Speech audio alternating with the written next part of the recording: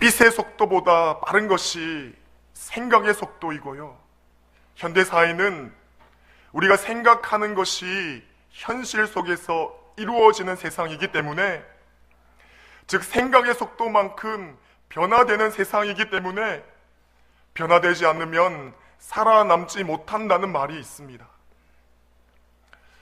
거대 기업들도 사람들의 생각에 변화를 맞추어 바뀌지 않으면 망한다는 말이 있습니다. 삼성그룹에서 떨어져 나온 신세계 백화점이 주 종목이었습니다. 그런데 일찌감치 대형 할인마트에 사활을 거는 변화를 시도했고, 그렇게 시작했던 이 마트가 그 동종 분야에서 확고한 부동의 1위를 차지하고 있습니다. 제일제당, 설탕이나 조미료를 만드는 회사였습니다.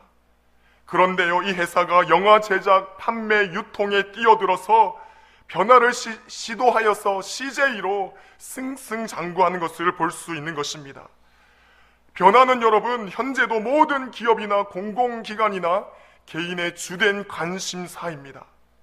세상은 변하는데 나만 뒤처지면, 그 변화에 뒤처지면 패배하고 낙오자가 되기 때문입니다. 그런데요, 여러분, 이 변화에 대해서 가장 많이 그리고 중요하게 말하는 것이 성경이라는 사실을 여러분 알고 있으십니까? 성경이야말로 가장 많은 변화를 이야기하고 있습니다. 그렇다면 성경이 말하고 있는 변화는 무엇일까요? 어떤 변화를 성경은 말하고 있을까요? 그것이 오늘 저와 여러분이 성경 말씀을 오늘 우리가 읽었던 본문을 통해서 풀어나가야 할 숙제입니다. 여러분에게 먼저 물어보고 싶습니다. 세상에서 가장 변화되기 힘든 것이 무엇일까요? 아마도 가장 변화되기 어려운 것은 사람일 것입니다. 정말 사람이 변화되는 것은 쉽지가 않더라고요. 그렇지 않습니까? 저의 짧은 목회 경험이지만 제가 내린 결론 역시도 그렇습니다. 사람이 자신을 바로 살펴 아는 것이 정말로 어렵습니다. 누군가 자신의 현실을 알고 자신에게 정직하거나 자신을 고쳐가려고 하는 것은 거의 기적에 가까운 것입니다. 예전에 저와 같이 사역을 했던 한 전도사님은 남들이 아무리 뚱뚱하다고 이야기해도 절대로 그 사실을 믿지 않더라고요. 어떤 분들은 아무리 남들이 틀렸다고 이야기해도 그것을 받아들이지 않고 끝까지 자기가 옳다고 이야기하더라고요. 어떠십니까, 여러분? 여러분은 자신을 바로 알고 계십니까? 여러분은 자신을 잘 알고 계십니까? 그렇다면 아마 여러분에게는 변화의 가능성이 있는 사람일 것입니다. 여러분, 이렇듯 사람이 자신을 알고 자신을 변화시키는 것이 어렵습니다. 그렇다면 사람은 절대로 변할 수 없는 것입니까? 아니에요. 절대 그렇지 않습니다. 여기에 우리 주님의 복음의 놀라운 능력이 여기에 있습니다. 우리 주님의 복음은 사람을 바꿀 수 있습니다. 사람을 변화시킬 수 있습니다. 복음만이 사람을 바꾸고 변화시킬 수 있는 능력이 된다는 것입니다. 오늘 본문이 말하고자 하는 것이 바로 이것입니다. 디모데전서는요, 바울 사도가 당시 에베소 교회를 섬기고 있던 목회자인 디모데에게 편지를 한 것입니다. 바울이 쓴 대부분의 목회 서신서는 진리를 말하고 있습니다. 왜냐하면요, 각 교회의 목회 현장들마다 진리의 말씀이 거센 도전을 받고 있었기 때문입니다. 바울이 디모데 전서를 기록하게 된 직접적인 이유 역시도 마찬가지였습니다. 디모데전서 1장 3절과 6장 3절을 보면요, 에베소 교회에 거짓 교사들이 들어왔다고 이야기합니다. 거짓이라는 것은 무엇이냐면 다른 것이라는 말입니다. 교회 안에서 주님이 말씀하신 복음과 사도들이 가르치고 있는 그 복음과 다른 가르침을 전하는 자들이 있었다는 겁니다. 4절에 보면 신화와 끝없는 족보에 대해서 가르쳤다고 이야기합니다. 이 신화라는 말은 그리스 철학, 헬라 철학을 이야기합니다. 그리고 끝없는 족보는 유대교의 율법주의를 말하는 것이죠. 그러니까 이 헬라적인 철학, 영지주의와 유대교의 율법이 서로 조합이 되어서 만든 교리를, 이런 잘못된 교리가 교회 안에 들어왔다는 것입니다. 문제는 무엇이냐면 많은 성도들이 그 교리를 받아들였고 그 교리를 따르고 있었다는 것이 문제였던 것이죠. 그래서 사도 바울은 에베소 교회에 들어온 이런 거짓 교훈을 경고하고 경계하기 위해서 디모데에게 편지를 보내고 있는 것입니다. 바울은 디모데에게 거짓 교리와 참된 교리를 분별하도록 촉구하면서 바른 교훈, 즉 복음에 대해서 가르치고 있습니다. 디모데로 하여금 교회를 어지럽히는 거짓 교훈을 경계하여 그것을 몰아내고 진정한 교훈을 가르치기 위함이었던 것이죠. 그래서 바울은 1절부터 계속해서 교훈과 경계와 가르침에 대해서 그와 유사한 말들을 계속해서 반복하면서 이야기하고 있는 것입니다. 자, 그러면서 11절에 와서 보니까요, 하나님의 영광의 복음으로 말미암는 진정한 교훈을 에베소 교회와 성도들에게 전하겠다면서 그 말을 마치고 본격적인 이제 본론으로 들어가려고 합니다. 자, 그런데요 여러분, 오늘 본문의 전개를 잘 보셔야 합니다. 11절이 끝나고 서두가 끝났어요. 이제 본격적인 본론이 시작될 것입니다. 그런데 12절 본론의 첫 부분을 보니까요, 그 앞까지 바울이 해오고 있던 교훈에 대한 교리적이고 이론적인 말을 하지 않습니다. 1절부터 11절까지는 교훈, 경기돼서 말을 했는데, 그렇다면 12절부터는 곧바로 교훈이 무엇인지, 무엇을 경계해야 되는지를 말해야 되는데 그것을 말하지 않고 있다는 거예요. 11절까지 교훈에 대해서 말하던 바울이 갑자기 12절에 이렇게 이야기하지요. 나를 능하게 하신 그리스도 예수 우리 주께 감사함은. 뭔가 분위기가 틀려집니다. 전혀 다른 내용, 전혀 다른 분위기로 12절을 시작하는 거예요. 그러다가 18절을 보면요, 아들 디모데야, 내가 내게 이 교훈으로서 명하노니 하면서 다시 교훈으로 돌아가고 있습니다. 바울 사도는 디모데에게 거짓 교훈을 맞서서 바른 교훈이 무엇인지를, 그에 대해서 편지를 적다가 오늘 본문을 그 사이에 삽입한 것이에요. 즉 다시 말하자면 오늘 본문은 11절의 교훈과 18절의 교훈 사이에 의도적으로 삽입되었다는 겁니다. 그 이유는 무엇입니까? 왜 의도적으로 오늘 본문이 그 사이에 삽입이 되었을까요? 우리 12절과 13절의 말씀을 다 같이 우리 한 목소리로 읽어보도록 하겠습니다. 12절과 13절의 말씀입니다. 나를 능하게 하신 그리스도 예수 우리 주께 내게 직분을 맡기심이니 내가 전에는 비방자요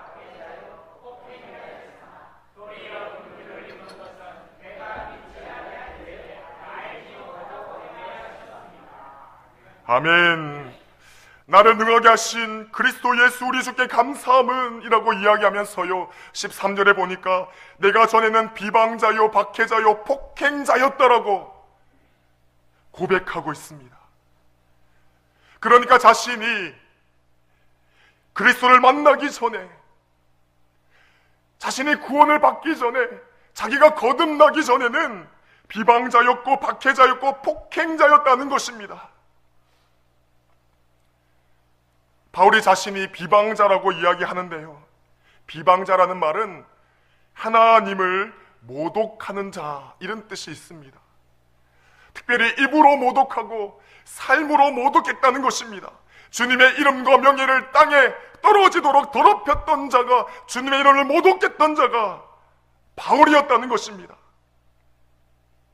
10계명 중에 제3계명이 바로 이 죄지요. 구약 율법 중에서 가장 중요한 죄를 범한 것입니다. 하나님의 이름을 망령되이 일컫는 죄를 범한 것입니다. 이 죄는 유대사회뿐만 아니라 사실 기독교 내에서도 가장 큰 죄로 여겨지는 것이죠. 사실 바울은 어떠했습니까? 율법에 정통한 사람이었어요. 뿐만 아닙니다. 율법대로 살려고 삶으로 애쓴 사람이 바울이었습니다. 그랬던 그가 자신을 한마디로 하나님을 모독했다고 고백하고 있는 겁니다. 그 이유는 무엇입니까? 사람의 몸을 입으신 하나님이신 예수님, 그리고 그의 교회, 예수를 믿는 성도들을 괴롭혔기 때문이에요. 그것이 바로 하나님을 모독했다는 것입니다. 그리고 바울은 이어서 박해자라고 말합니다. 이 박해자는 핍박자라는 뜻이죠. 그리고 사람 사냥꾼이라는 뜻도 가지고 있습니다. 사람 사냥꾼이라는 것은 이렇게 생각하면 됩니다. 옛날 아프리카에서 사람을 잡아다가 미국 등 신대륙에 팔아넘기던 노예 사냥꾼, 이렇게 생각하시면 됩니다. 바울은 사냥꾼이 짐승을 잡듯이 그렇게 예수 믿는 자들을 사냥하며 다녔던 거예요. 우리 사도행전 9장 1절 말씀을 다 같이 한번 읽어보겠습니다. 사도행전 9장 1절의 말씀입니다. 사울이 주의 제자들의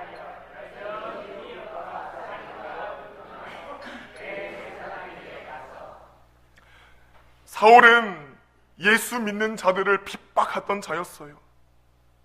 끈질기게 예수 교인들을 추적하며 찾아다니면서 그들을 잡아다가 죽음에 넘겨주었던 자입니다. 수단과 방법을 가리지 않고 교회와 신자를 박해하고 예수 복음이 흐르는 그것을 방해했던 자였습니다. 비방자가 하나님을 거스르는 죄라면, 여기서 나오는 박해자는 사람을 사랑하지 않는 자입니다. 그는 하나님의 형상인 사람을 모독했던 사람이에요. 마지막으로 바울은 자신을 폭행자였다고 말합니다. 폭행자란 말 그대로 폭력적인 사람입니다. 그래서 거만하지요. 다른 사람을 이용하는 사람입니다. 다른 사람을 인격적으로 무시하는 사람입니다. 다른 사람을 나쁘게 대하고 그를 상처 입히는 사람이 폭행자, 그 뜻입니다. 바울이 왜 자신을 폭행자라고 이야기할까요? 사실 자신이 하나님을 빙자여서 학문하였고, 하나님을 섬긴다는 핑계로 자기 이익을 누렸고, 학문을 핑계 삼아 다른 사람을 괴롭혔고, 충성을 핑계 삼아서 자기 욕심을 채웠다는 고백을 하고 있는 것입니다. 하나님을 모욕하고 거역했던 사람, 사람을 괴롭히고 죽음에 넘겨주었던 사람, 하나님과 종교의 이름으로 자기의 이익을 채웠던 사람, 이것이 오늘 본문을 통해서 밝히고 있는 바울의 과거의 모습이었습니다. 그런데요, 여러분, 이전에 바울은, 주님을 만나기 전에 바울은 절대로 자기를 이런 식으로 평가하지 않았어요. 인간적인 눈으로, 율법의 눈으로, 세상적인 눈으로 바라볼 때는 바울에게 항상 최고라는 수식어가 붙어 다녔던 겁니다. 최고 학부를 마친 당대 최고의 율법 학자였고, 헬라 그리스의 철학 박사였고, 헬라 철학과 유대주의의 상관관계를 밝힌 사람이었고, 최고의 지성인이자 젊은 나이에 사내들인 공의의 의원이 되었던 사람. 여러분, 이 정도 조건을 갖추었다면 누구든지 인정을 했을 거예요. 아마 그에게 변화는 필요 없었을 것입니다. 누가 이런 사람에게 당신 변해야 돼라고 말할 수 있겠습니까? 이런 바울이 고백합니다. 자신의 과거를 이야기하면서 나는 비방자고, 나는 박해자였고, 나는 폭행자였다라고 적나라하게 말하고 있는 것입니다. 그 이유가 무엇일까요, 여러분? 성도 여러분, 지금 이런 고백을 하고 있는 바울이 누구입니까? 그는 인생의 황혼기에 접어든 사도입니다. 모교인 예루살렘 교회뿐만 아니라 이방 교회에서도 명실공히 사도 중에 사도로 인정하고 있는 자였습니다. 몇 번의 죽을 고비를 넘겨가면서 복음을 전하였고 아시아와 로마와 유럽의 역사를 바꾼 사람이 바울입니다. 그는 복음의 위대한 일꾼이었고 하나님 교회의 신실한 종이었고 서구 문화와 역사의 개척자였습니다. 평생을 주님의 나라와 복음과 교회를 위해서 헌신해온 자였습니다. 그가 성령의 감동으로 기록된 성경은 오늘 또 교회와 신자들에게 엄청난 영향을 미치고 있지 않습니까? 아마도 예수님 다음으로 가장 큰 영향을 미친 사람은 사도 바울일 거예요. 그리고요, 지금 이 편지를 누구에게 보내는 것입니까? 제자이자 믿음의 아들인, 영적인 아들인 디모데에게 보내고 있습니다. 그렇지 않습니까?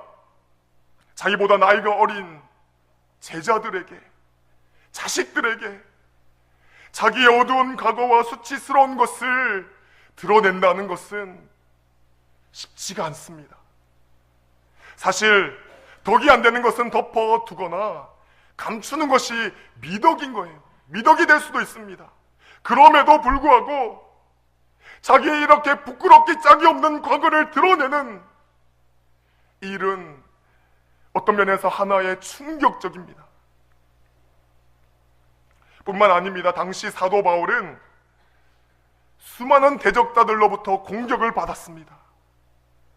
특별히 자기는 사도가 아니라고, 바울은 사도가 아니라고 비판하는 사람들 때문에 사도 바울은 큰 어려움을 겪었습니다. 대적자들은 바울이 사도가 아니라고 주장하면서 흩어져 있는 여러 교회와 성도들을 혼란시키고 있었던 거예요. 이런 상황에서 바울이 스스로를 고백했던 겁니다. 자기의 과거를 적나라하게 고백했던 것이죠. 사실 이렇게 편지 쓰는 것은 오히려 더 큰 문제를 야기시킬 수도 있습니다. 그 봐라, 바울 스스로가 자기가 어떤 사람인지 말하고 있지 않느냐?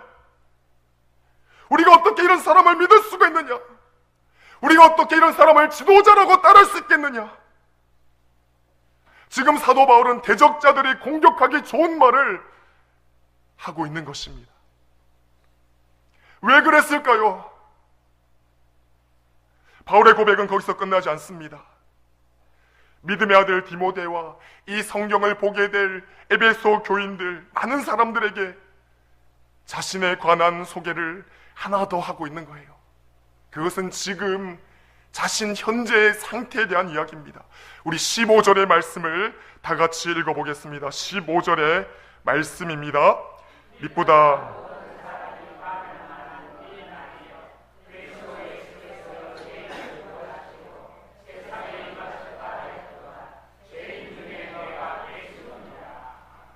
죄인 중에 내가 객순이라. 죄인 중에 내가 객순이라.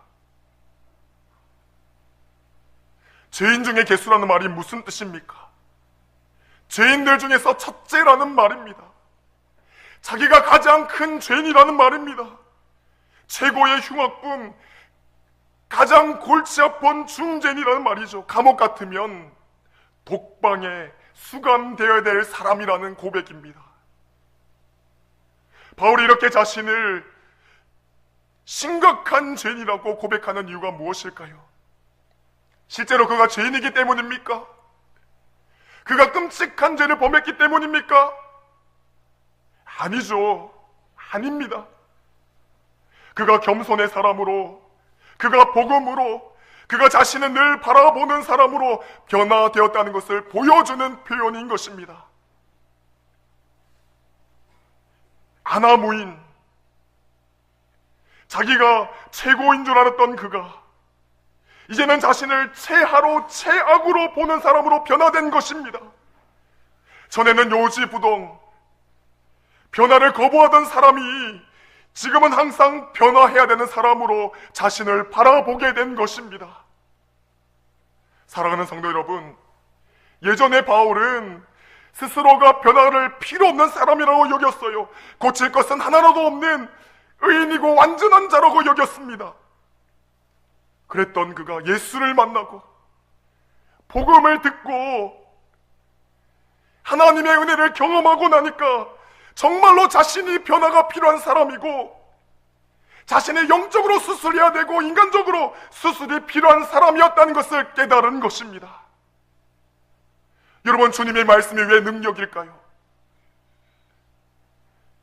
주님의 말씀이 왜 힘이 있고 능력이 됩니까? 도저히 변할 것 같지 않는 사람을 변화시키기 때문입니다. 그 변화를 지금도 이루어내기 때문입니다. 에베소 교인들이 들은 거짓 가르침, 거짓 교훈들은 사실 헬라적인 것, 헬라적인 신화와 관련된 것입니다. 그들은 헬라 문화에 익숙해져 있었어요. 사실 그들에게는 기독교 복음보다 그것이 더 익숙하고 더 쉬웠을 것입니다. 거기다가 이 거짓 가르침에는 유대주의가 섞여져 있었습니다. 그렇게 듣기 좋고 익숙하고 더 감동적이고 더 좋은 말씀이 거짓 가르침이었던 거예요. 그런데 이것은 거짓 가르침입니다. 거짓 교훈입니다. 왜 그럴까요? 절대로 그것은 변화를 일으키지 않기 때문입니다. 여러분, 진정한 복음은, 진정한 교훈은, 하나님의 영광의 복음에 이르는 참된 교훈은 반드시 사람을 변화시키게 합니다. 반드시 사람을 변화되게 합니다. 복음의 능력은 우리를 변화시키는 것이에요. 세계에서 가장 악명이 높은 교도소는 아프리카 감비아에 있는 중범죄 교도소입니다. 그 감옥은 최고의 흉악범들만 수감하고 있는 특수 감옥인데요, 교도소 안에 또 교도소를 만들었습니다. 사방에는 온통 굵은 철망으로 뒤덮여져 있고 아주 작은 운동장을 끼고 그 주위에 철판으로 된 작은 감방들이 쭉 늘어서 있습니다. 그리고 그 좁은 방에는 앉을 수도 없이 서로 몸을 맞대고 서 있어야만 할 정도로 많은 죄수들이 갇혀서 꼼짝 못하고 있었습니다. 겨우 1시간 작은 마당에 나와 몸을 풀 수 있었습니다. 아프리카의 장렬하는 뜨거운 태양에 철판으로 된 감옥이 후끈후끈 달아오르면 역겹고 구역질나는 공기 때문에 숨도 제대로 쉴 수 없는 곳이 바로 이곳입니다. 그야말로 생지옥이 따로 없는 그곳에 어떻게 인간이 살 수 있을까요? 상상조차 할 수 없는 일이었습니다. 그런데요, 어느 무명의 전도자가 거기 있는 죄수들에게 복음을 전했습니다. 그 결과 수용된 120명의 죄수 중에서 80여 명이 예수님을 영접했으며 이 80명 가운데 33명은 사형 집행을 기다리고 있는 사형수들이었습니다. 자기들끼리 신경질 내고 견디지 못해서 치고받고 싸우다가 살인극이 벌어져도 도리어 속이 시원하지 않을 이 지옥 같은 곳에서 그들은 복음을 듣고 변화되었던 것입니다. 이 소식을 들은 세계교도소 선교회를 만든 론 목사와 찰스 콜슨 목사가 그 감옥을 방문하였습니다. 그들의 교도소 안으로 들어가자 감방문이 열리더니 갑자기 80명의 죄수들이 일찍 일어나서 정렬한 후 사부 합창으로 아름다운 찬양을 합니다. 그런데요, 찬양하는 그들의 모습은 너무나도 평화롭고 감동적이었습니다. 어떻게 이렇게 끔찍한 곳에서, 지옥과 같은 곳에서 이렇게 성자와도 같은 표정을 지으며 찬양을 하고 있는지 이해가 되지 않았습니다. 심지어 그들 중에 절반은 죽음을 앞둔 사형수들인데도 말입니다. 론과 찰스 두 사람은 그들의 모습을 보면서 우리 주님의 복음이 얼마나 능력이 있는지를 다시 한번 확인했습니다. 이 세상에서 그들을 변화시킬 수 있는 것은 주님의 복음이 아니고는 불가능했기 때문입니다. 복음은 우리의 삶을 변화시킵니다. 이전에 제가 알고 있던 한 자매의 이야기입니다. 이 자매는 어릴 때 불행하게 자랐습니다. 아버지는 매일같이 술을 마셨고, 술을 마시고 집에 온 날은 어김없이 어머니를 때리고 자기를 때렸다고 합니다. 어머니는 견디다 못해서 하루는 자기를 데리고 멀리 떨어진 곳으로 도망을 갔는데요. 거기서 집을 구하고 몇 달을 살았는데 어떻게 아버지가 귀신같이 알아냈는지 그곳으로 달려와서 다시 끌고 자기 집으로 데리고 갔다고 합니다. 우여곡절 끝에 어머니와 아버지는 합의 이혼을 했고요. 어릴 때부터 그녀는 어머니 곁에서 자라게 됩니다. 그런데 이 자매는 삶의 희망이 없었어요. 삶의 목적이 없었어요. 힘들고 어렵고 절망적인 삶의 치열한 그런 안 좋은 것들만 보고 자라니까 왜 살아야 되는지 허무함과 우울증에 시달렸다고 합니다. 몇 번을 자살을 시도했다고 합니다.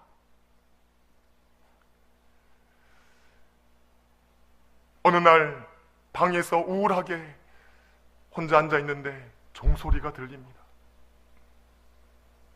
그 종소리가 자기의 마음을 울립니다. 어디서 오는 종소리일까? 밖으로 나가보니, 종소리를 따라서 걸어가 보니 교회 종탑에서 울리는 종소리였던 겁니다. 그리고 교회 문을 열고 예배를 드립니다. 목사님을 만나고 예수님을 구주로 영접합니다. 그리고 그 자매의 삶이 놀랍게 변화됩니다. 자기의 그 허물어졌던 그 삶이, 우울했던 그 삶이 예수님의 복음으로 인해서 꿈이 생기고 비전이 생기고 소망이 생겼던 것입니다. 그리고 삶의 희망을 발견하고 공부를 하고 대학교에 갔고, 그리고 열심히 자격증을 따서 대기업에 취직을 하게 됩니다. 자기가 변화됐을 뿐만 아니라 그는 열심히 변화된 모습으로, 긍정적인 모습으로 최선을 다해서 살아갔고, 결국에는 자기 어머니를 전도하여 교회에 등록시키고요, 자기 친구들, 자기의 변화된 모습을 통해서 자기의 친구들, 수많은 친구들을 교회로 끌고 와서 하나님의 복음을 전하고 주님의 자녀들로 만드는 놀라운 일을 그녀는 했던 것이에요. 여러분, 이 자매가 어떻게 변화될 수 있었겠습니까? 주 예수 그리스도의 복음으로 인해서 그의 삶이, 그녀의 삶이 변화된 것이에요. 그녀의 가족이 구원을 받았고 그녀 주변에 있는 놀라운 친구들이 구원을 받았던 역사가 일어났던 것입니다. 여러분, 주님의 복음이 한 사람을 변화시키고 한 가정을 새롭게 변화시키는 역사를 일으킨다는 것을 믿으시길 바랍니다. 주님의 복음만이 변화를 일으킬 수 있습니다. 사랑하는 영광교회 성도 여러분, 여러분 복음으로 인해서 변화되셨습니까? 정말 변화되셨습니까? 지금도 변화되고 있습니까? 아니, 여러분 복음을 인해서 다른 사람을 변화시켜 본 적이 있으십니까? 여러분, 주님의 복음만이 한 사람과 가정과 이 사회를 변화시키는 능력이라는 것을 믿으시기 바랍니다. 바울 사도는 디모데전서를 기록하면서 아무런 변화를 일으키지 못하는 아무 변화도 일으키지 못하는 것이 거짓 가르침이고 이단이고 사입이라고 이야기하고 있는 것입니다. 그것을 증명하기 위해서 자기의 과거의 삶을 이야기했던 거예요. 왜 바울은 자신의 과거를 비방자고 박해자고 폭행자라고 말했겠습니까? 왜 그런 말을 쓸까요? 자신이야말로 복음으로 변화되었다는 것을 말하고 싶었기 때문입니다. 바울은 부끄러운 과거를 가지고 있었고 지금 또 허물투성이를 가지고 있지만 주님이 자신을 높여주셨고 큰 능력과 사람으로 자신을 통해서 역사하시는 그 하나님을 찬양하고 싶었던 것입니다. 우리 17절 말씀을 다 같이 한번 읽어봅시다. 17절의 말씀입니다. 영원하신 왕 곧 섞지 아니하시고 보이지 아니하시고 홀로 하나이신 하나님께 존귀와 영광이 세세토록 있을지어다. 아멘. 영원하신 왕, 썩질 아니하고 보이지 아니하고 홀로 하나이신 하나님, 존귀와 영광이 세세토록 있을지어다. 바울은 주님을 찬양하고 있어요. 주님을 높이고 있는 것입니다. 사랑하는 영광교회 성도 여러분, 우리가 왜 전도해야 합니까? 우리가 왜 선교에 힘써야 합니까? 복음의 능력이 있기 때문이에요. 복음은 우리를 변화시키고 사람을 변화시키고 세상을 변화시키기 때문입니다. 복음은 사람과 세상을 바꿀 수 있기 때문입니다. 사람을 바꾸어서 사람답게 만드는 것, 가정을 바꿔서 행복한 가정으로 되게 하는 것, 세상을 변화시켜서 살맛나는 세상으로 만들어버리는 것, 복음, 예수 그리스도, 그분이 하시는 능력입니다. 세상에 어떤 것도, 어떤 사상이나 이론과 종교도 이런 변화는 일으키지 못하는 것이에요.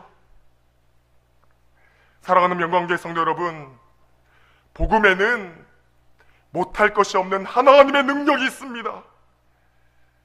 오늘 바울이 디모데 전서를 기록하는 이유가 무엇일까요? 이 복음의 능력을 경험하라는 거예요. 위대한 복음의 능력을 경험하라는 것입니다. 자신의 삶을 바꿨던 것처럼 복음의 능력을 경험하고 바꾸어라는 거예요. 그리고 이 복음의 능력으로 적극적으로 외치고 전하라는 것입니다. 복음의 능력으로 이 땅을 바꾸라고 말하고 있는 것입니다. 이 말씀이 오늘 우리 명광교회에 주는 하나님의 말씀인 줄로 저는 믿습니다. 여러분에게 주는 하나님의 말씀인 줄로 저는 믿습니다. 복음을 믿으십시오. 예수 그리스도의 복음에는 능력이 있습니다. 예수 그리스도의 이름에는 권세가 있습니다. 우리를 변화시키실 겁니다. 우리를 바꾸실 것입니다. 우리 가정을 복되게 하실 거예요. 우리 교회를 복되게 하고 우리 주변을 하나님의 영광으로 아름답게 바꾸실 것입니다. 우리의 가정과 우리의 이웃과, 아니 더 나아가서 우리 부산을 바꾸는 능력이 우리 명광교회 가운데서 시작되기를 간절히 바랍니다. 여러분, 복음을 믿으십시오. 예수 이름을 믿으십시오. 우리를 변화시켜달라고 기도하십시오. 참된 복음의 능력이 여러분 삶 가운데 흘러가게 될 것입니다. 함께 기도하겠습니다. 하나님,